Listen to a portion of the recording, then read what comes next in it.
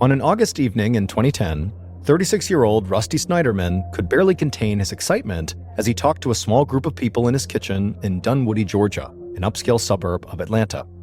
Rusty and his wife Andrea had some friends over, and people were spread out across the large suburban home, laughing, eating, and drinking. But in the kitchen, Rusty was talking to Hemi Newman, who was his wife's boss, along with a couple other friends, about a new business that Rusty was launching. Rusty was lanky with short brown hair, and he could barely see without his glasses on. And when he talked about something that he was passionate about, he used his whole body, and Rusty was very passionate about this new business idea, so he was very animated as he spoke. He told his captive audience that his idea was to start a company that provided celebrity voicemail services. So basically, somebody could pay a famous actor or singer or athlete to create the outgoing voicemail message on the person who was paying's phone, or a friend's phone as a gift or something like that. To make this more clear, if I were to pay for this, I would have a voicemail that would say, "Hey, you've reached the voicemail of John Allen, leave a message after the beep," but instead of it being my voice, it would be some celebrity saying as much.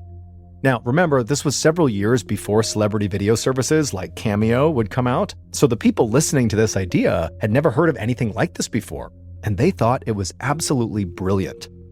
Hemi, who was an executive at General Electric, which is a big appliance company, liked the idea, but did raise some questions about overhead costs and stuff like that, and the other people that were listening, Rusty's friends, they wanted to know how would he get these famous people on board with the concept. And Rusty, who people said was a born entrepreneur, had an answer for all their questions. And he really believed that if he did this right, the company would grow and it would even become something potentially that was so big and successful that he could pass it down to his kids. And so as Rusty was talking about his big plan, his wife Andrea stepped into the kitchen and overheard what they were talking about, and she quickly kind of chimed in that, maybe if this business is as successful as Rusty thinks, they wouldn't even need to worry about their kids' future job prospects. Their 5-year-old daughter and 2-year-old son would be just set because of this great business. And even though she was sort of joking about this, being so committed to this totally succeeding, there was some truth to that. She really believed this was going to be a success, same as Rusty. But Andrea's excitement was more about her husband having something to focus on rather than the actual company he was going to build. Andrea had known Rusty had a great mind for business since they started dating back in college at the University of Indiana. And not long after graduating, Andrea had moved with Rusty while he earned a master's degree from Harvard Business School. They had gotten married soon after that, moved to Georgia when Rusty got a job offer, and they started their family. And initially, things went great for Rusty on the work front. A few years earlier, in 2007, he'd gotten a job as the chief financial officer for a large chain of daycares, and he was making a ton of money. But over the last year, Rusty had begun clashing with the men who owned the company, and so they ultimately fired him. And that had changed everything back at their home. Andrea, who had always been kind of a math whiz, went ahead and got a job, and a really good one, a well-paying job at GE to support the family, and Rusty, who was now out of work, became a stay-at-home dad.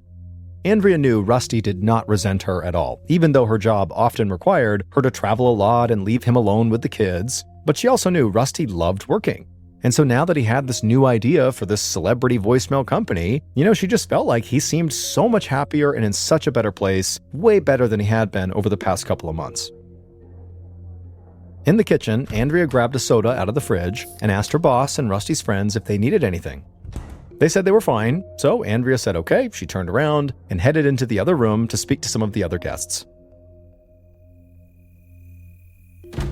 Later that night, after all the guests had gone, Rusty and Andrea cleaned up the house, and as they did, they talked about what a great time they'd had.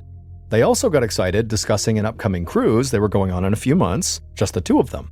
Their kids would be with their grandparents, and so Rusty and Andrea would finally have time to reconnect, just the two of them.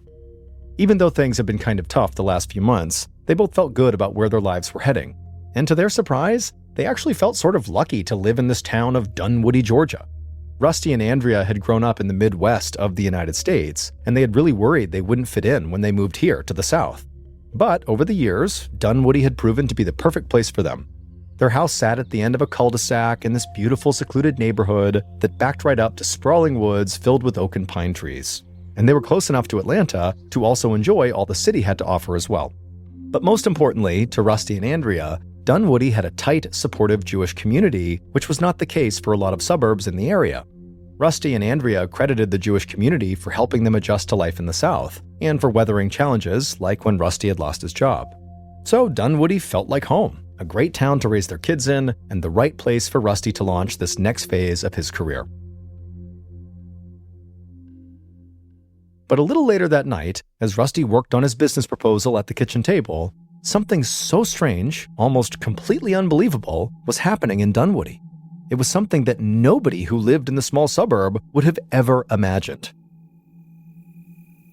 A few minutes from Rusty and Andrea Snyderman's house, a driver sat in their parked car on the side of a neighborhood street.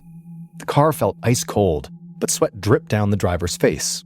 They could feel their chest getting tight, and they heard this loud rumbling sound coming from their passenger seat. The driver shook their head. "Please don't let this happen to me again," but there was nothing the driver could do. The car rattled, a light flashed outside, and then the demon appeared in the passenger seat. The driver tried to hide their eyes, but they couldn't look away, like the demon was forcing the driver to stare at it. The demon's head nearly touched the roof of the car, and its legs were massive. It wore a dark cloak and hood, and when the driver looked at it, they felt like all hope inside of them was just draining away. The demon turned its head away from the driver and began to talk. Its voice was deep and powerful. The driver thought the demon actually sounded like the 1970s soul and R&B singer Barry White, who was famous for songs like "Can't Get Enough of Your Love, Babe." The driver trembled, but the demon said there was no need to be afraid. The driver had been chosen to carry out a mission. The driver begged the demon to please leave them alone, but the demon said the mission was too important to ignore. Suddenly, the whole car shook and light flooded in from all sides. The driver shielded their eyes again, but they also felt a perfect sense of calm coming over them. They looked back at the passenger seat, and now the demon was gone. In its place sat an angel wrapped in light. The angel spoke, and the driver thought immediately that it sounded just like Olivia Newton-John, the actress and singer who had starred in movie musicals like Grease and Xanadu. When the angel spoke, they said the driver really was the only one who could carry out this very important mission the demon had already mentioned. So the driver asked, "What's the mission?" The angel smiled and said members of the Snyderman family were in grave danger, and the driver had to protect them.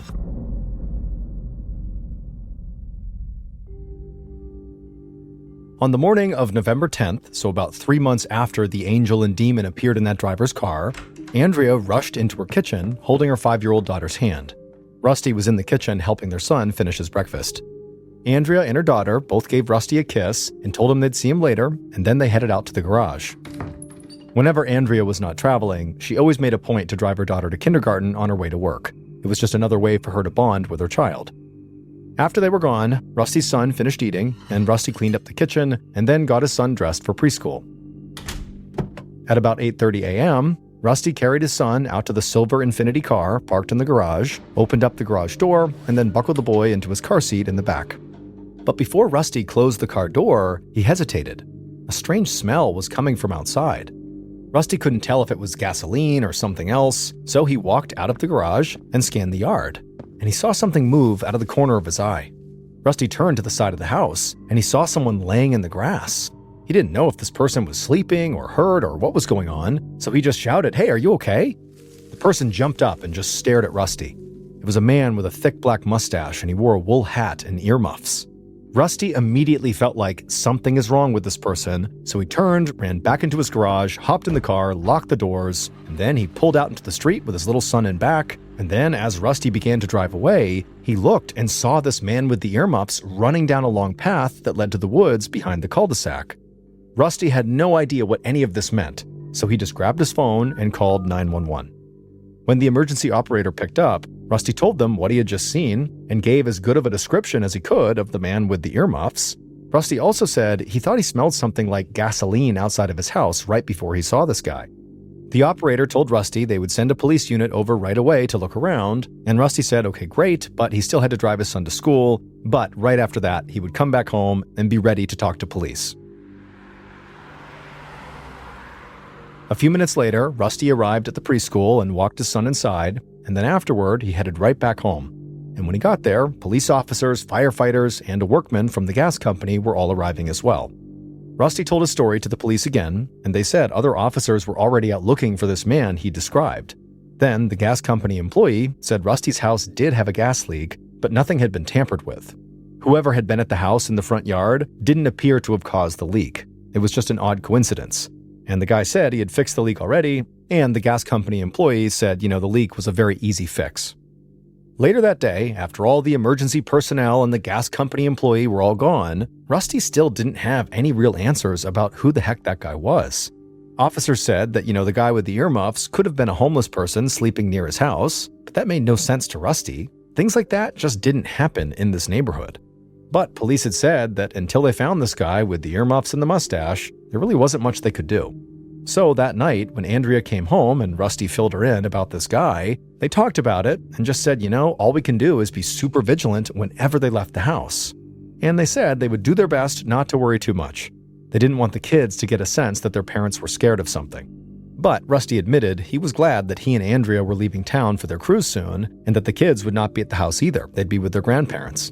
And Rusty hoped that, by the time they all came back home after the cruise, things would be back to normal in the neighborhood. Meaning, the guy with the earmuffs and the mustache has been found, and hopefully will not be back anytime soon. 8 days later, at 9 a.m. on November 18th, Rusty pulled up to his son's preschool. Rusty and Andrea had gotten back from their cruise a couple of days earlier, and Rusty felt rejuvenated. And nothing strange had happened at the house since they'd returned, so he hoped that the man lying in the grass was just some weird one-time occurrence. Rusty unbuckled his son from the car seat and led him into the preschool. And then Rusty chatted with a few other parents who were also doing drop-offs, and then a few minutes later, Rusty was headed back towards his car. However, when Rusty reached his car and opened up the driver's side door, he suddenly heard footsteps, and he glanced over his shoulder, and he saw a man with brown hair and a beard walking quickly towards him. Seconds later, screams rang out in the preschool parking lot as a silver minivan peeled out and sped away. One of the other parents ran over to Rusty's car where the scream had come from. The driver's side door was still open, and Rusty lay on the ground in a pool of blood. The woman could see Rusty was still breathing, so she screamed for help and then called 911. In the shopping center right next to the preschool, a woman happened to see what was going on, and so she immediately ran into a doctor's office that happened to be nearby. And right away, a doctor and a nurse darted out of that office, and they ran over to Rusty. The doctor quickly checked Rusty's pulse and then began administering CPR. And soon, the doctor heard an ambulance siren wailing down the street. By this time, people from inside the preschool who heard all this commotion had began running outside into the parking lot. But luckily, all of the children were outside behind the school and had no idea what was happening, including Rusty's son. The ambulance arrived and paramedics took over for the doctor, trying to keep Rusty alive. They got Rusty onto a gurney, into the ambulance, and then they sped towards the hospital. A few minutes later, Detective Andrew Thompson of the Dunwoody Police Department arrived at the preschool. He saw a few of his fellow officers trying their best to keep a growing crowd away from Rusty's car. Detective Thompson had been a cop in Atlanta for 8 years before moving here to Dunwoody, but he'd only been a detective for about 2 years. And he'd also never been the lead investigator on a potential homicide, and he knew that's what he had on his hands right now. Thompson got out of his car, he briefly spoke with the officers on site, and then began taking witness statements. The few people who had seen what happened all said the same thing. A man with brown hair and a beard stepped out of a silver minivan, walked right up to Rusty Snyderman, and shot him multiple times. Then the man with the beard got back in the minivan and drove off. Other than the man having a beard, the witnesses didn't notice anything that stood out about the shooter's appearance. But one witness said the shooter seemed remarkably calm considering what he did. He walked up calm as can be, shot Rusty, and then turned and calmly walked back to the van before leaving. Detective Thompson thanked all the witnesses for their help and then kind of gently told them to please step back, and then he and the other officers began searching the area right around Rusty's car. A trail of blood now stretched out almost 40 feet across the parking lot. And to the side of the blood trail near the car, the police found 4 brass bullet casings that they believed were fired from a semi-automatic .40 caliber or .44 caliber weapon. And then, not long after Thompson and the others had found these bullet casings, Thompson got word that Rusty had unfortunately passed away at the hospital. Thompson was now officially leading a homicide investigation for the first time.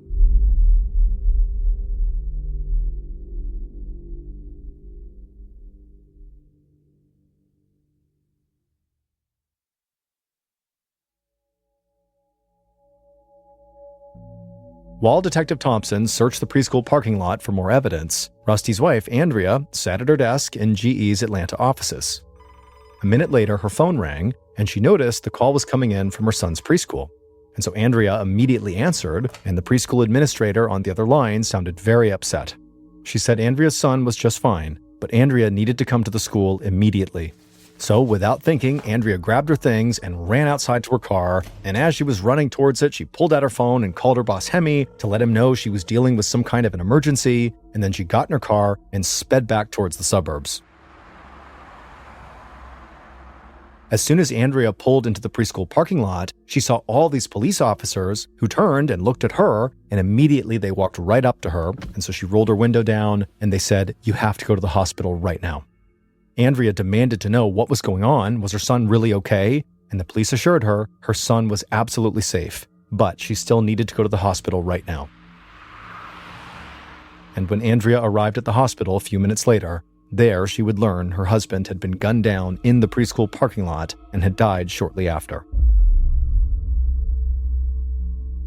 Detective Thompson spent most of the day in the preschool parking lot, working with the forensics team to see if there was any useful evidence they could find beyond just the bullet casings. But they didn't find much of anything else. So Thompson knew his biggest clues right then were that the killer had a beard and drove a silver minivan. None of the witnesses had gotten the license plate of this silver minivan, but Thompson had already called in an alert, so all the police departments in the area would be on the lookout for any vehicle that could possibly be a match. Thompson also arranged for a forensic sketch artist to meet with the witnesses and make a composite drawing of the shooter from all of their descriptions. By the time the sun set, Thompson already felt tired and a little overwhelmed, but he had no intention of stopping. So he got in his car and drove to Andrea and Rusty's house. Once he got there and parked his car, he stepped outside into the cool fall air. It was just above 60 degrees Fahrenheit. And just a second later, he heard somebody calling his name. Thompson looked over and saw his boss, Sergeant Gary Cordellino, standing by his own car at the curb. Cordellino still wanted Thompson to take the lead on this case, but he knew the detective did not have a lot of experience working homicide cases, so he said he would just be there to help. Thompson thanked Cordellino for coming, and the two men walked up to the house together. Cordellino's strong New York accent was a major contrast to the soft southern drawl a lot of people in town spoke with. But just like Rusty and Andrea, Cordellino had come to consider this small town in Georgia home, even if he was originally an outsider from up north. Andrea opened up the front door, and it was clear she'd been crying. The detectives introduced themselves and asked if they could please come inside. But Andrea got a stern look on her face.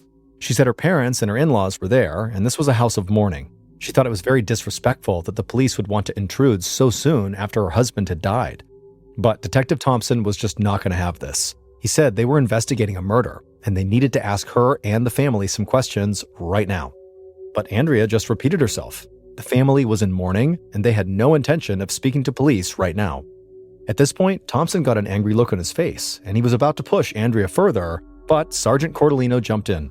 He said they were very sorry for her and her family's loss, and then apologized to Andrea for disturbing her and her family at such a difficult time, and said they would come back the following day. Andrea's face softened, and then she thanked him and said she would be willing to talk to them tomorrow. She closed the door, and then the two detectives walked back towards their respective cars. Thompson couldn't believe what had just happened. Clearly, they needed to interview the victim's wife, like right now. But Cordellino told him that in his experience, grief could do some really strange things to people, and they were way better off not pushing Andrea right at this moment. Still, Cordellino did admit that it was worth noting that Andrea did not seem remotely eager to help. The following day, November 19th, 2010, Detective Thompson and Sergeant Cordellino returned to Andrea and Rusty's house, this time with a warrant to search the premises. Andrea still did not seem thrilled to have the police in her home, and she thought the warrant was totally unnecessary, but she still led them into the kitchen, and she and her family sat down and spoke to them. Over the course of about 2 hours, the detectives met with Andrea, her parents, Rusty's parents, and his brother. And they all pretty much said the same thing. Rusty was a great guy, people who knew him loved him, and they just couldn't imagine who would want to hurt him. This didn't surprise Thompson and Cordellino. Families often painted their dead relatives in the best possible light. It's just what you do, it's your family. Andrea told the detectives she couldn't think of anybody who fit the description of the bearded man that witnesses had seen. Then after she said it, she immediately shook her head like she had just remembered something. She said in all of the chaos and grief, she'd almost forgotten something really huge. The detectives asked what she meant, and Andrea said about a week earlier, Rusty had seen this weird guy with earmuffs on and a mustache laying in their front yard for no reason right as he was taking their son to school. Rusty had been so freaked out by seeing this guy who kind of inexplicably ran away that he called the police and gave a description of the guy. And again, part of that description was saying that this guy had this big black mustache. Thompson and Cordellino looked at each other. It was definitely possible the man with the big mustache and the earmuffs had grown out a full beard, and then by the time he was shooting Rusty, that's what you saw, his full beard, and not just a mustache. So maybe the shooter really was the same person Rusty had seen in the front yard. They talked to Andrea a bit longer, and then at some point they told her they wanted to take her and Rusty's computers to be searched. And again, Andrea got very upset. Detective Thompson thought it was strange that she still seemed unwilling to do whatever it took to help police find her husband's killer. But the detectives, in truth, did not really need Andrea to give them permission because they had a warrant. So they took the computers, then they thanked Rusty's family for talking to them, and then they left. Back at the station, Thompson and Cordellino handed off the computers for forensic data analysis, and then they dug up the report Rusty had filed about this weird guy he'd seen in his front yard. At that point, the detectives only knew there was a guy with this big mustache who might also be the big bearded guy who shot Rusty. It was not much to go on, and nobody in Rusty's family or anybody from the preschool remotely recognized this bearded guy. Then, something came to Thompson.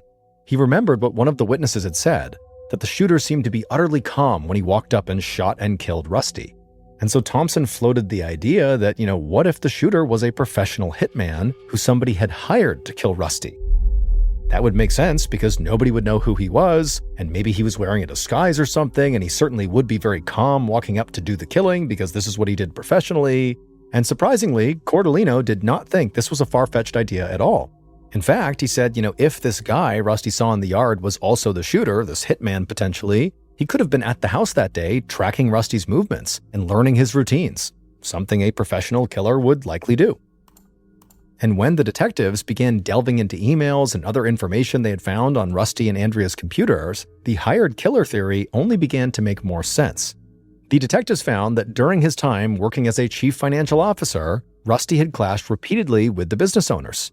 And based on the emails, he and Andrea were not shy about telling other people exactly how they felt about those men. Also, since Rusty had begun working on creating his own company, the Celebrity Voicemail Company, he'd worked closely with a business partner as well as several potential investors.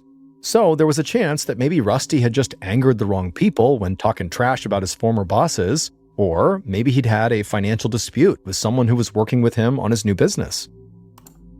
The detectives kept digging into Rusty and Andrea's computer data, but they also knew they could break everything wide open if they could just locate the silver minivan the shooter had been driving.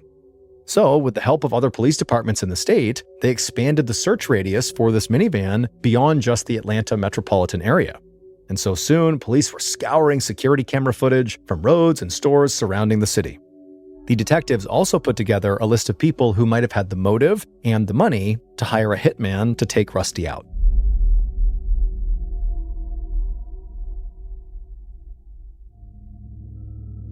On November 21st, 2010, so 3 days after Rusty's murder, sheets hung over the mirrors in Rusty and Andrea's house, and friends and family sat together on low stools in the front room.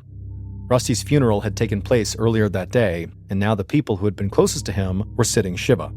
Shiva is a Jewish tradition in which family and friends gather together to mourn a dead loved one. They'll say prayers and often receive condolence calls from others. At the house, Andrea thanked her boss, Hemi, and her GE coworkers for coming. They had all been so worried about her when she got that call saying something was wrong at her son's preschool, but none of them could have imagined that that call would eventually lead to this. A little while later, Andrea's boss, Hemi, began to lead the whole group in a prayer. Over 100 members of Hemi's extended family had actually died in the Holocaust, and so that had always inspired him to remain an active member of the Jewish community and to provide any help he could to those close to him, like Andrea. But while Andrea was sitting Shiva and listening to Hemi give this prayer, Detective Thompson and Cordellino just could not shake the feeling that Andrea had to be somehow involved in her husband's death. The police were still desperately trying to find the shooter's silver minivan, but their potential hired hitman theory had also led them to delve into Rusty's finances. and they had discovered that Andrea stood to get a $2 million payout from Rusty's life insurance policy. So along with being the murder victim's spouse, which by default made them a huge potential suspect, Andrea also had a clear financial motive to want her husband dead. And on top of that, she really had not seemed like she wanted to cooperate with police. And so the detectives decided they had to speak to Andrea again, but this time they wanted to isolate her from the rest of her family. On November 24th, almost a week after the murder, Thompson and Cordellino sat down with Andrea in an interview room at the police station. Andrea tucked her brown hair behind her ear, adjusted her glasses, and stared across a small white table at the two detectives. Thompson and Cordellino could tell Andrea was all business, and that she still clearly resented having to speak with the police. But they still started by thanking her for coming in, and then they asked her how her relationship had been with her husband prior to his murder.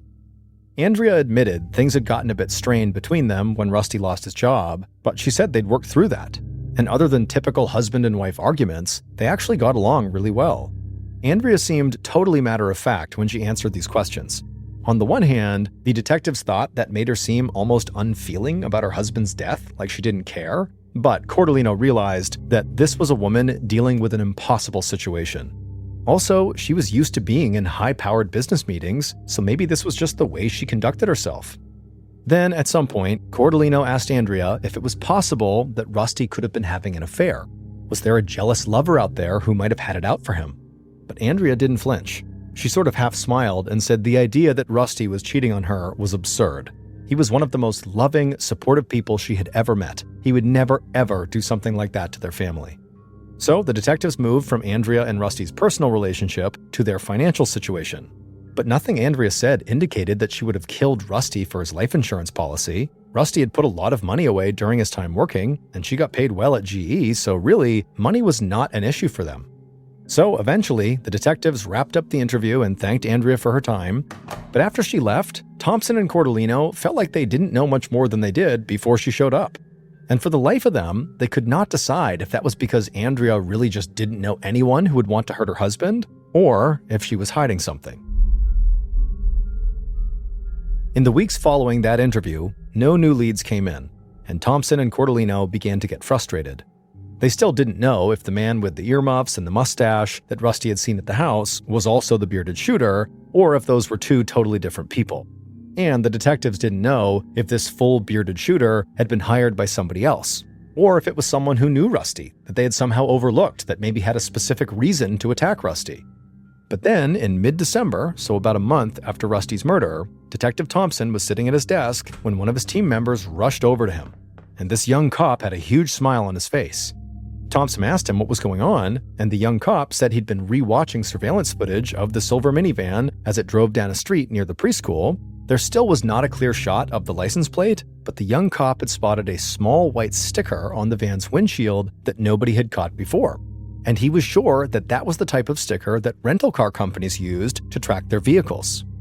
Immediately, Detective Thompson stood up, full of energy.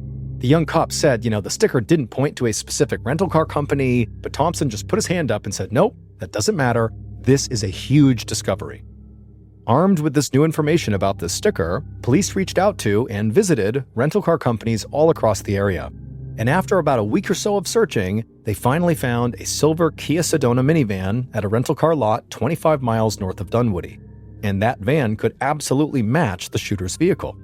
And when they checked that minivan's recent rental history, Thompson and Cordellino immediately recognized the name that came up. And they were sure right then and there they had found Rusty's killer.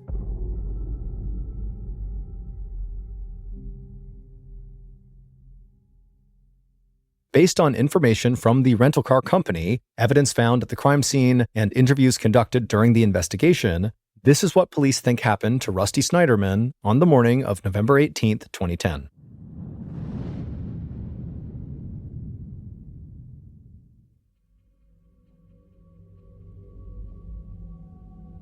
On that day at about 5:45 a.m., the killer heard the voice of the angel ringing in his head.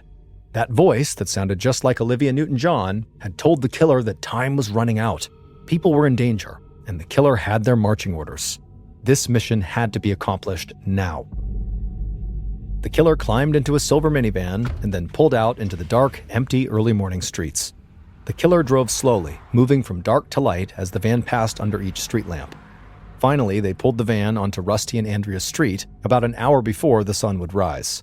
They parked their car a few houses down from Rusty's, and then they waited. But soon, the killer noticed lights turning on in some of the houses as people got ready for work and school and their morning routine. So the killer drove the van out of the neighborhood and found a spot on the street not too far from Rusty's son's preschool. The killer sat in the van, occasionally hearing the sound of the angel's voice encouraging them. And then at some point, the killer leaned over, opened up the glove box, and pulled out a semi-automatic pistol. They checked to make sure the gun was loaded, and when they saw it was, the killer laid down on the passenger seat. As the sun rose, the killer continued to just lay there, breathing very slowly in and out, very rhythmically, to ensure they remained calm. Then finally, around 9 a.m., the killer sat up and saw Rusty's Infiniti driving down the street towards them.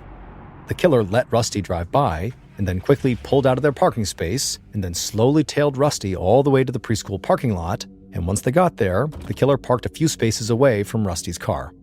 The killer watched as Rusty led his son into the preschool and began chatting with some parents inside of the doorway. As Rusty did this, the killer grabbed the gun off the passenger seat and held it in their lap. Then, a few minutes later, the killer saw Rusty walking back towards his car. At this point, the killer opened up the minivan door and, calm as can be, walked across the parking lot. Rusty had managed to open up his car door, but by that point, the killer was practically on top of him. The killer got within 3 feet of Rusty, raised their gun, and fired. The bullet struck Rusty on the left side of the jaw, traveling through his right shoulder and then lodged in his back. Rusty immediately collapsed to the ground, blood pouring out of his face and seeping through his shirt. The killer turned to walk back to the minivan, but then quickly wheeled back around and fired 3 more shots into Rusty's abdomen as he lay dying on the asphalt. After that, the killer turned and walked back to the minivan, got in, threw it in reverse, peeled out of the parking space, and then sped out of the lot. In the rearview mirror, the killer could see people running over to Rusty on the ground, but the killer felt confident they had killed Rusty and that the angel and demon would now be satisfied. A few minutes later, the killer pulled the van out onto a highway and disappeared into traffic. They drove for a while, exited off the highway, and then headed into a town 25 miles away from Dunwoody. There, they drove the van to the rental car company where they had gotten it, and they pulled it into the return lot. They checked the rearview mirror and looked out the windows. Nobody was nearby, so the killer reached up and yanked the brown wig off their head and also peeled the big fake beard off their face. The killer then stuffed the disguise pieces into a bag, got out of their rental car, and walked to a nearby auto repair shop where they had dropped off their real car for a minor repair the day before. The killer quickly paid for the work on their car and then drove off, headed towards General Electric's Atlanta offices. Some members of the investigative team had remained convinced that Rusty's wife Andrea had killed Rusty, but it turned out the shooter was somebody else who worked at GE. Andrea's boss, Hemi Newman. Police had talked to Hemi when they interviewed Andrea's friends and coworkers, but they didn't really focus on him as a potential suspect until they discovered the minivan at the rental car company. Hemi had used his real name to rent that car, and seeing Hemi's name on the rental form led Thompson and Cordellino back to Andrea's computer. And it turned out that she and Hemi had exchanged a number of emails that led police to believe their relationship was far more than just boss and employee. After police traced the rental van to Hemi, they interviewed and then arrested him. But they continued to push Andrea because they believed she and Hemi had worked together to kill Rusty, 2 lovers who wanted to be rid of Andrea's husband. That's when things got really weird. Hemi admitted to being in love with Andrea, and he even suggested that they had had an affair, though Andrea denied it. Still, Hemi said he did not arrange Rusty's murder with Andrea. Instead, he was simply following orders passed down to him from a demon and an angel who happened to sound like popular singers from the 1970s and 1980s. Talking to a psychiatrist, Hemi admitted that the Barry White-sounding demon had been visiting him for decades, dating back to when he was in college. But it was not until that angel appeared to him in the car on the night he had gone to Rusty and Andrea's house, and Rusty had talked about this new idea that he was going to make this company around celebrity voicemails, that Hemi understood his role in the cosmic battle of good versus evil. According to Hemi, the angel told him that Rusty was a threat to Andrea and the kids. In fact, the angel said Hemi was the true father of Andrea's son and daughter. And apparently, Rusty had found this out. This is again according to the angel. And so Rusty was bound to eventually murder his wife and kids as a result. That is, unless Hemi stopped Rusty by killing him first. To carry out this mission, Hemi first bought a big fake black mustache and slapped it on his face along with some earmuffs, and he spied on Rusty at his house. But of course, Rusty caught him laying on the front yard, but Rusty had no idea it was actually Hemi because the disguise worked.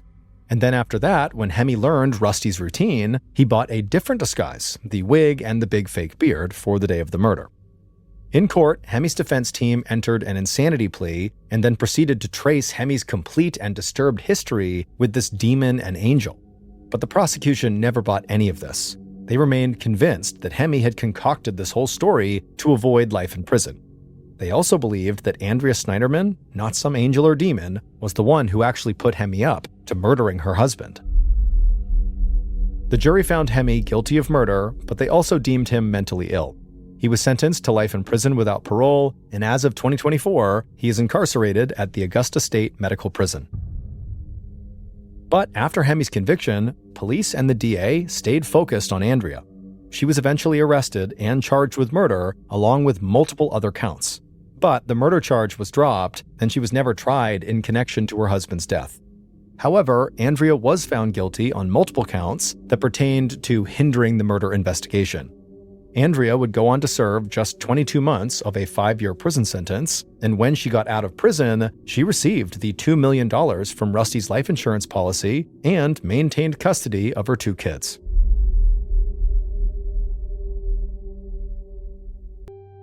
In October of 2007, Helena Carroll and her fiancé John Cullen had saved a little bit of money, and they were torn on what to do with it. They knew they should put it aside and put it towards a down payment on a new house, but they also really wanted to go on vacation, and lately life had been very stressful for both of them, and so ultimately they decided, let's just blow it all on an amazing vacation. And so later that month, they flew off to Thailand. Over the course of their week, they spent most of their time at their resort, sitting in the pool and eating nice food, and they were having this really nice time. And on their last day, they decided they needed to do something a little bit more adventurous. And so they decided to explore the Nam Talu cave inside of the Khao Sok National Park, which is this 160 million year old rainforest that was not that close to their resort. In fact, it was not really a huge tourist destination because of how cumbersome it was to get there. But from everything they read about this park, and specifically this cave they wanted to go in, it was just this breathtaking experience, and so they were sold. After signing up for a guided tour, they headed down to the pier where they boarded a boat and drove 90 minutes to the entrance of this park. When they got off, they met their 2 guides and then walked down to this entrance area where they connected with the other 5 tourists that were going to be on this tour with them. Those 5 people were 2 Swiss parents and their 2 teenage daughters, along with a 10-year-old German boy who was there on his own. After everyone had said hello and introduced themselves, they began walking through the park towards this cave. The allure of the Nam Talu cave, which is the cave they were going to be going to, was there was a river that ran through it where at times as you walked through this cave, you'd have to hold onto a rope and wade through the water where the water was up to your waist or even up to your neck at times. But it felt safe and controlled, and it was kind of exhilarating for foreign tourists to go through the cave. As they were just about to get to the entrance of the Nam Talu cave, some park rangers happened to walk down the path next to them, and they exchanged some words with the 2 local guides that were leading this tour, and they told them it's a bad idea to go into the Nam Talu cave because this is the monsoon season. No one's supposed to be in there, and if it starts raining while you're inside the cave, you won't hear it, and it will flood the cave, and then you'll be trapped. But despite the warning, the group continued on because it hadn't rained that day, and there wasn't any rain in the forecast, and the 2 local guides that were leading this tour were really confident that they were not in danger.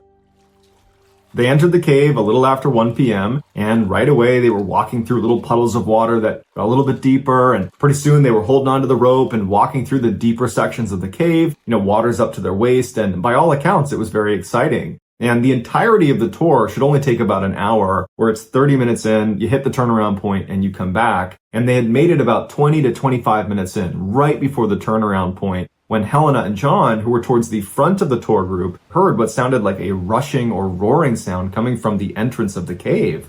And they turned around and they saw this wave of water barreling into the cave. And instinctively, John and Helena start climbing up the walls. And luckily, there was a ledge where they were, and they managed to scramble up onto this ledge. And Helena would say, as soon as she got up there, she turned around to look where she had just been standing, right as this surge of water blasted past them, carrying with it the 2 tour guides and the 10-year-old German boy, who immediately got swept around the corner down the dark tunnel. And then seconds later, the 2 Swiss parents and their teenage daughters, they got swept away around the corner. The couple was now stranded on this ledge with no time to be upset about what they're witnessing, because the water was not only surging past them, it was rising, and there was limited amount of space before they would just be completely submerged in water. And so they tried their best to climb up this wall to a slightly higher ledge, which was still only a few feet away from these rushing rapids. And so as they're crouched up on this ledge, John eventually says to Helena, we're going to die if we stay here. We're going to drown. And so I need to find a way to maybe get past this initial rush of water, and maybe on the far side of the cave, I can work my way back up to the entrance and hopefully get us some help. And initially Helena said, don't do it, don't leave, we're safe here. But eventually he said to her, I have to go. I love you, I have to go.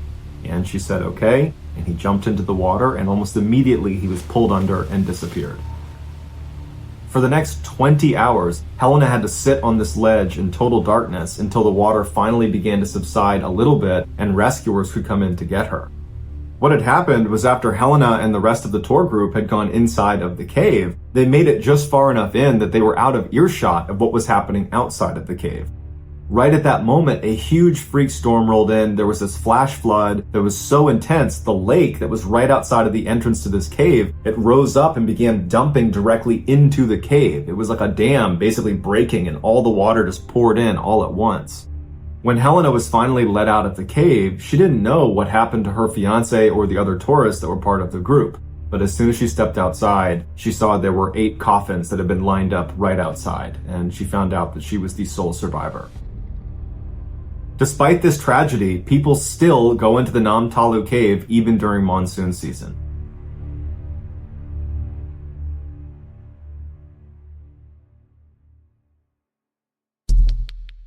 Our next story is called Stowaway.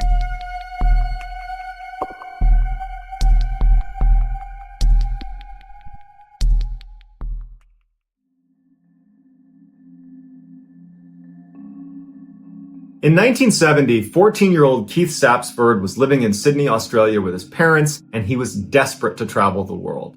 His parents wanted him to be able to travel, they just lacked the resources to be able to afford that kind of thing. However, they were able to pull a little bit of cash, and the 3 of them did go on a nice European vacation that his parents were hoping would kind of calm down his desires to want to travel all the time. They thought this would be, a taste before he got older and he could go travel as much as he wanted. But when he came back from that vacation, it really had the opposite effect. It was like Keith had experienced the life that he so desperately wanted, and now he's home, and it's like that life has been taken from him. Following that vacation, Keith began trying to run away from home. Not because he didn't want to be around his parents, but just because he saw it as his only way to, see the world. But every time he would run away, his parents would quickly find him and bring him back home. Their concern for their son would only grow, though, because he would find ways to sneak away and be gone for longer and longer stretches of time, and they're thinking it's only a matter of time before he really gets hurt. In an effort to save their son, they ended up enrolling him in this very strict boarding school that was for boys with behavioral problems. And they were hoping that the staff at the school was going to be able to kind of calm their son down and keep him from trying to run away all the time. But unfortunately, the school really had the opposite effect, because the school, in a sense, was like a prison. You weren't allowed to leave. And so immediately, Keith, when he gets there, he's looking for ways to escape this boarding school. And 2 weeks after arriving, he would be successful. He would elude the staff and he would escape. 3 days after he had escaped this boarding school, he found his way to the Sydney airport. Now, this is the 1970s, and it was far easier to get into an airport than it would be today, where there's lots of security. There wasn't much of that at the time that Keith was at the airport. And so Keith walked across the tarmac to a plane that was bound for Tokyo, and he climbed inside the wheel well. He tucked himself in there and he waited for takeoff. A photographer named John Gilpin happened to be at the Sydney airport on the same day that Keith is now snuck into that wheel well, and he had a new lens for his camera that he was testing out. And at one point, he was just taking pictures of the tarmac, and he began taking pictures of a plane that was taking off, and it was the same plane that Keith had snuck into. And he takes pictures of it as it takes off, it goes up to altitude, and it flies away. And he just took a series of pictures of it, puts his camera away, doesn't think twice about it. John had inadvertently captured the final moments of Keith as he fell nearly 200 feet to his death. As soon as the pilot took off, the wheels were retracted, opening up that wheel well for a brief second, and there was nothing for Keith to hold on to, and he slipped out. But even if he had not fallen out, he almost certainly would have died from freezing temperatures and lack of oxygen at altitude.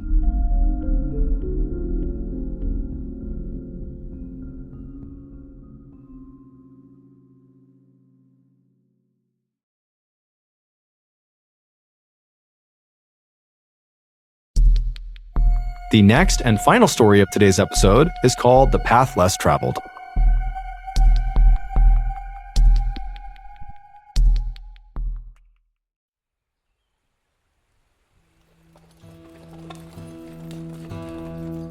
On a spring morning in 1870, a gold prospector named Frank Lemon rode his horse along the shore of the North Saskatchewan River, which is a river that runs through Alberta and Saskatchewan in Canada. Frank was at the back of a line of about a dozen men who had all been hired by a rich investor named Lafayette French. He had commissioned them to search the Canadian wilderness for potential gold mines. And if they found a gold mine, then French would bankroll a full-scale mining operation and pull out all the gold he could, and these men who found it would get a cut of the profits. When Frank had signed up for this job, he had thought it was a great opportunity. In fact, he thought it was such a big opportunity that he had convinced his best friend, whose nickname was Blackjack, to come along as well. But now, after weeks of searching the wilderness for these mines and not finding any, all Frank really wanted to do now was just go home.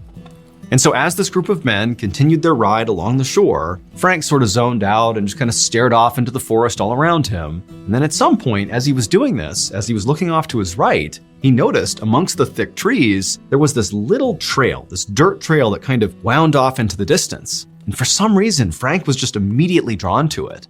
And so he pulled on his horse's reins and came to a stop and just stared at this strange trail. Frank thought about how for all this time they'd been out here searching for gold, they'd basically only looked in this river and found nothing. And so he thought to himself, maybe the gold is not in the river, but it's maybe out there in the woods. And maybe this trail that he was looking at might lead them to gold. And so Frank turned back around to tell the rest of the group about his big idea, to try to go down this trail here. But when he looked, he saw all the men in the group, except for his best friend Blackjack, had continued on without him. They basically hadn't even stopped when Frank had stopped. However, Frank really didn't care that the group had left him because he was totally over this trip and frankly didn't want to be with this group anyways. And so he just looked over at Blackjack and just kind of gestured towards this trail as if to say, "You want to go this way?" And Blackjack, who was also totally over this trip, just smiled and nodded like, "Yeah, let's go." And so the two men turned their horses and began heading down this thin dirt trail off into the woods. For several hours, Frank and Blackjack continued on this trail deeper and deeper into the forest. You get a picture of very thick trees all around, and it's just this little winding dirt trail on the ground. They had no idea where this trail was going, but there was just something so powerful about this trail. It was like calling them to go.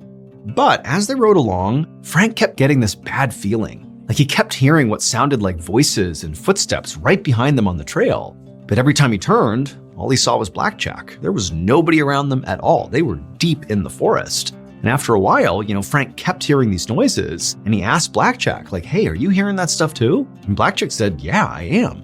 But he too would turn around and see nothing. They were all alone. And so eventually, the men convinced themselves that, what those sounds must be is the sound of their party, who's discovered they have, left the group and maybe they're out there looking for them. But Frank and Blackjack really had no intention of rejoining the group. They kind of didn't like the group. And so they said, "You know what? Let's just keep on going." Eventually, the path these two friends were on led them to a stream. And so they stopped, they got off their horses, they knelt down and they scooped their canteens into the water to get a drink. And as Frank did that, he looked into the crystal clear water and he saw nuggets of gold just sitting there in the stream. Frank couldn't believe it. I mean, he's out here looking for gold, but he was not expecting to find it right here in the middle of nowhere, despite, his instinct that maybe the gold was out here. And so he just froze and he's staring at this. He can't believe it. He grabs Blackjack, who hadn't seen it yet, and pulls him over. Blackjack looks, and the two men, they're like, oh my goodness, we've done it. But Frank said, look, before we celebrate, let's see what we're dealing with here. Let's go upstream here and try to find the source of this gold. And so the two men, they got up, they're super excited. They start walking along the side of the stream, looking in the water. And as they're moving upstream, they're seeing all this gold in the water, and it's getting more and more. And eventually they reach this rock ledge. The water was pouring over down into the stream. And literally in the ledge are these massive veins of gold. They had found a gigantic gold mine that clearly nobody else had tapped before. I mean, this could be worth not just millions of dollars, but billions of dollars. And so at this point, the two friends began to celebrate. They were ecstatic. I mean, this is unbelievable. They're jumping around, they're hugging each other. And then at some point, they just kind of stopped and went silent because they realized they now had a big dilemma. So the whole reason Frank and Blackjack were out here in the Canadian wilderness was to look for gold, but they were looking for gold on behalf of the rich investor, Lafayette French, which meant they were contractually obligated to tell French if they found gold. And so here they are, they found this massive gold mine, and that's what they're supposed to do, again, based on their contract. But if they did that, French would get rich beyond his wildest dreams from this mine. And yeah, he'd cut them a check, a piece of the profits, but it would be like nothing compared to what French would get from this gold mine. Or, and this is where the dilemma comes in, Frank and Blackjack could hide the fact that they had found this mine, and then they alone could come out here anytime they wanted, take the gold, and become rich themselves. Now, granted, they would have to be kind of subtle about it, because if they started showing up with barrelfuls of gold, Lafayette French is going to find out about it and they're going to be in trouble. But, there was a way to do it where this mine could effectively be theirs and they could get rich. But obviously, there was a lot of risk involved in that second choice. And so Frank and Blackjack decided that, this is way too big of a decision for us to make just on the fly right now. So let's just stay here in the area. Let's camp out for the night and just sleep on this and come to a decision tomorrow. So the two men left the stream and headed over to this clearing that was right nearby and decided that's where they would pitch their camp for the night. Blackjack left to go gather firewood, and Frank began to pitch their tent. And as Frank did that, as he began setting up their tent, he began hearing whispers, kind of like the voices he was hearing as they were walking in on that trail, and they kept thinking it was maybe the group that was looking for them. He began hearing those voices again. It was kind of all around him in the trees, but every time he looked, there was no one there. Now, Frank convinced himself that maybe these whispers were actually Blackjack because he had gone off to get firewood and maybe it was him. But at one point when Frank heard these whispers, he looked in the direction of the whispers. There was no one there. And he realized Blackjack was at the same time on the opposite side of the clearing. It could not have been him. And so Frank couldn't help but feel really unsettled. It was like there was somebody or something here watching them or listening to them, but he just couldn't tell who or what it was.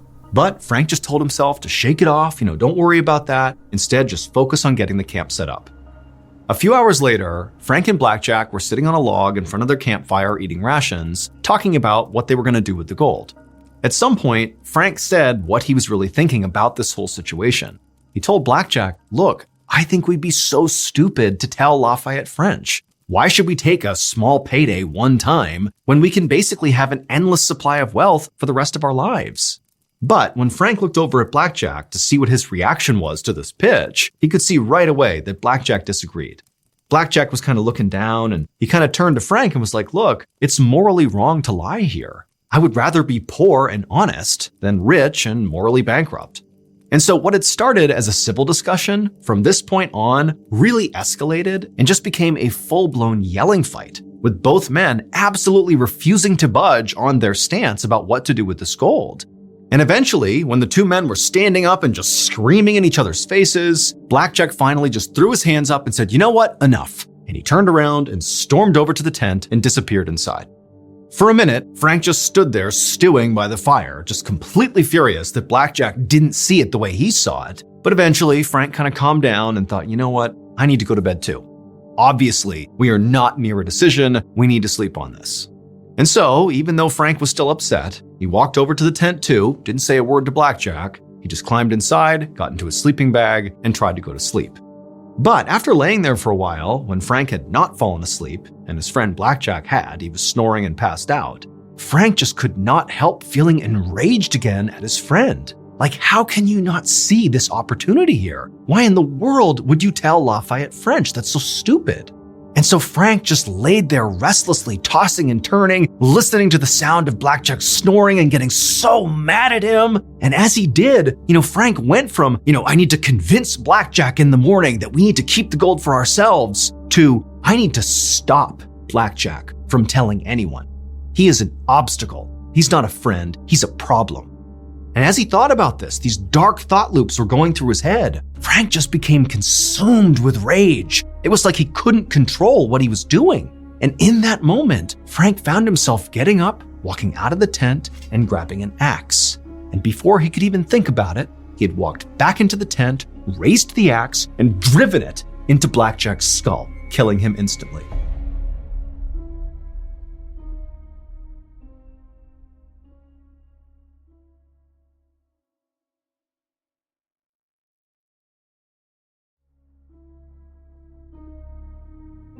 A few minutes later, Frank was outside sitting by the campfire looking at his bloody hands, wondering what just happened. How could he have just done what he did? That was his best friend. What had come over him? It was like Frank was a different person. He couldn't understand. But as Frank was sitting there grappling with what he had just done, a twig suddenly snapped over in the direction of the tent. And instantly Frank looked over, like, who's over there? What's going on? And as he looked in the direction of the tent, he began to hear this low, guttural moaning. It almost sounded like a dying animal. And he thought for a second, like, wait a minute, is Blackjack not actually dead? Is that him making that noise? But at the same time, Frank's thinking, that's not possible. I practically split Blackjack's head in half with that axe. He can't be making that sound. But before Frank could even begin to process what he was hearing, this sound, this moaning sound, got louder and it got closer to Frank, like it was moving in his direction, but there's nobody here. And so Frank is horrified, and then right as the sound is practically on top of him, he began hearing those whispers, those voices he had been hearing in the woods on the way out here. Except this time the voices were clear. They were talking to Frank, and they were saying, you're going to be tortured for what you did to Blackjack. And then just as soon as these voices began, suddenly they stopped. The moaning stopped, and the entire forest just went deadly silent. And Frank is just stuck there staring in the tent, wondering what's happening. And then the silence was broken by this unbelievably loud, high-pitched, blood-curdling human scream coming from the tent. And it was at that point that Frank just got up and sprinted to his horse and began riding away from the gold, his friend's body, everything. He didn't care. He needed to get out of there as soon as possible. But the second he began blindly galloping through the forest away from this area, he began hearing whispers and heavy footsteps right behind him as if they were following him out of the forest. But Frank was so scared he didn't even dare turn around to look. He just rode as fast as he possibly could. Hours later, Frank suddenly emerged from the dark forest, and just by absolute happenstance, he arrived right in the town that he and the other gold prospectors had passed through on their way out into the woods. And the moment Frank left the tree line and actually entered into this town, the whispering and the footsteps, which had basically chased him all the way to this point, they stopped. Suddenly, Frank was all alone. Now, by this point, Frank had convinced himself that everything he had heard in the woods, the voice telling him he was going to be tortured for what he'd done, the heavy footsteps, the whispering, the screaming, the moaning, all of it, everything that had caused him to flee was actually the ghost of Blackjack. That after he had killed his friend's spirit had immediately risen and sought revenge on Frank. That's what was happening. And this horrified Frank so much that he didn't care at all about the gold anymore. He just wanted to get out of the spiritual danger he thought he was in. And so as he rode into this village, all he looked for was a church. And when he found the church, he went to the front steps and he sat there waiting for the priest. At dawn, the priest finally arrived at the church and found Frank sitting there looking horrible, and Frank instantly stood up, rushed over to the priest, and began begging him to save him from Blackjack's ghost. Now, at first, as the priest listened to Frank tell his story about this ghost, he just thought that Frank was crazy. But once he got Frank to slow down and sort of go over the details step by step, the priest realized that perhaps there was some truth to this story. It sounded like it was probably true that Frank really did find a gold mine with his friend named Blackjack, And at some point, the discovery of this gold mine prompted Frank to murder Blackjack. But despite the fact that this man, Frank, had just openly confessed to a murder, the priest could only focus on the gold. The gold that apparently Frank had found out in the forest. It was like this intense feeling had come over the priest, this darkness that just made him suddenly so greedy. He had never felt this way before in his life, but it was like he was laser focused on finding a way to claim that wealth that was just out there right now.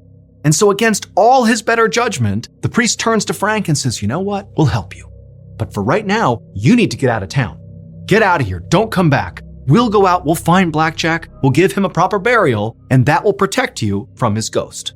And so Frank was so thankful to the priest and he took off, not realizing that the priest did not care at all about Frank at this point. All the priest cared about was getting Frank out of the picture so that that gold mine out in the woods could be his. The next day, the priest asked his friend, an outdoorsman named John McDougal, to head off into the wilderness to try to find Frank and Blackjack's campsite. And so that's what John did, and after a few hours of looking, he found the campsite.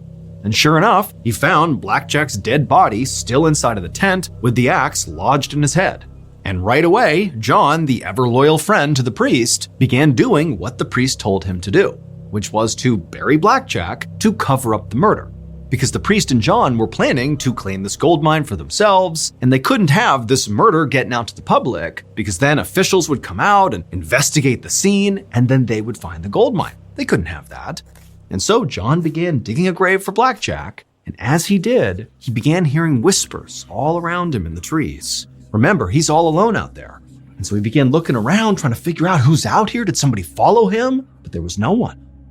John did his best to keep trying to dig as quickly as he could, but these whispers, these awful voices, they just kept getting louder and louder and more pronounced and closer to him, eventually to the point where John was spooked. I mean, John was this avid outdoorsman who routinely spent time by himself out in the wild, but here he was feeling very unsettled by these voices.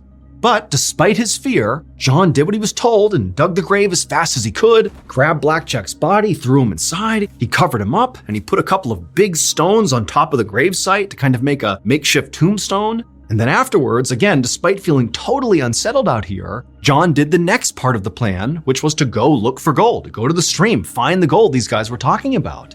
But as John is down by the water looking for gold, he began hearing more and more of those voices all around him. He kept spinning around, but nobody was there. And then finally, this awful high-pitched laughter cut through the trees. He whipped around, there was nobody there, but it was so terrifying that John just abandoned the search for gold and just hopped back on his horse and fled out of there. But within a couple of days, John and the priest had convinced themselves that those weird noises and that laughter that John had heard out there was just some bird, that it was all in John's head, he was spooked for no reason. When in reality, it was just that incredible pull of that gold being out there waiting to be claimed. It was like John and the priest, they couldn't not go looking for it. And so John decided to go back out into the woods, except this time he did not go alone. He brought a group of men with him. And so this group, led by John, retraced Frank and Blackjack's steps down that skinny trail all the way to their campsite. And when they got there, John just froze. He could not believe what he was seeing. The rocks that were sitting on the grave where John had just buried Blackjack were gone. These huge rocks just missing. And also, the tent, the bloodied tent where Blackjack had been murdered, had also been cleared. There was no trace of it anywhere. It was like the campsite had never existed. And this made no sense to John because he knows this is a totally isolated part of the wilderness. Like, nobody comes through here. Who in their right mind would just happen to pass by and randomly grab all these rocks and the tent covered in blood and take it out of here? It made no sense. Like, who could have done this? Now, until this point, John really had convinced himself that everything he'd experienced the time before was in his head. It was just a bird or, it was just normal forest sounds. And he also, like the priest, had convinced himself that Frank's original story about Blackjack's ghost chasing him out of the forest was just the ramblings of a crazy, guilty man. A murderer's guilty conscience had created that story. But now, as John was surveying the scene in front of him, he couldn't help but think, maybe this place is haunted. And so once again, John just turned and fled. He and the men, they got out of there as fast as they could, and when John got back to town, instead of going to the priest, he just went right to the bar and just started drinking. and he kept on drinking until he died of alcohol poisoning just a couple of days later. And John's death started a chain of unexplained catastrophes, all connected to this gold. First, the priest, after discovering what happened to John, didn't really spend any time grieving the loss of his friend. Instead, the priest just saddled up and headed out into the woods to find the gold himself. However, he found the trail that led out to the campsite and to the gold had been destroyed in a forest fire. Then, Lafayette French, the rich investor who had bankrolled the original expedition, he heard about the mine and decided he would go find it. However, the guide that he hired to take him there literally died on the way into the forest. By this point, French had heard all the stories about how, Blackjack's ghost was out in this forest haunting the area, preventing people from finding the gold. But French ignored all those stories. Just like with Frank and the priest and John, it was like that gold had an unbreakable hold on him. And so for 30 years, French kept going out into that forest, searching for that gold mine, and eventually he found it. Or at least that's what he said in the last letter he wrote back home. But we'll never actually know for sure, because after sending that letter, on that same day, Lafayette's cabin burned down and he died without telling anybody the location of the mine. And so with French's death, that sort of solidified the rumors that the haunting was real. And people began to believe that there was only one thing that could explain this almost magnetic pull the gold had on so many people, and also all the terrible fates that befell everybody who tried to go look for it. And that was that the gold mine was cursed. And today, people still believe that Blackjack's ghost is out there in the forest preventing people from finding the gold. But whatever the truth is, whether the curse is real or not, to this day, no one has ever been able to successfully find the gold again and live to tell about it.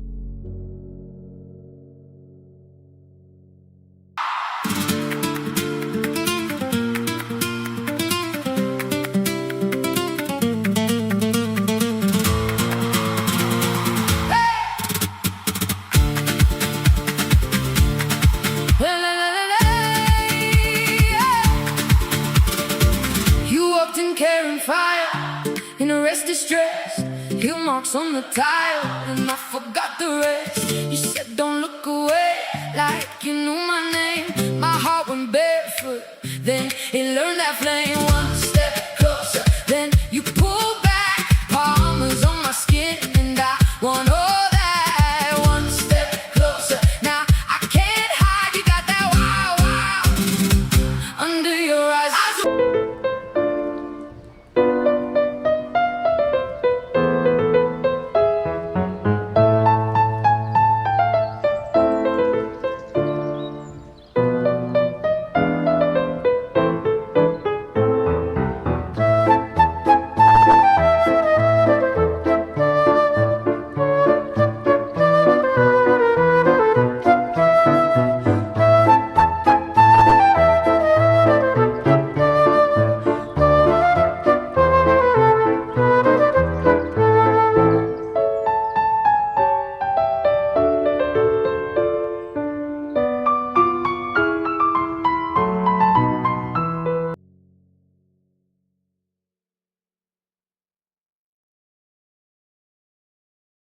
A quick note about our stories. They are all based on true events, but we sometimes use pseudonyms to protect the people involved, and some details are fictionalized for dramatic purposes.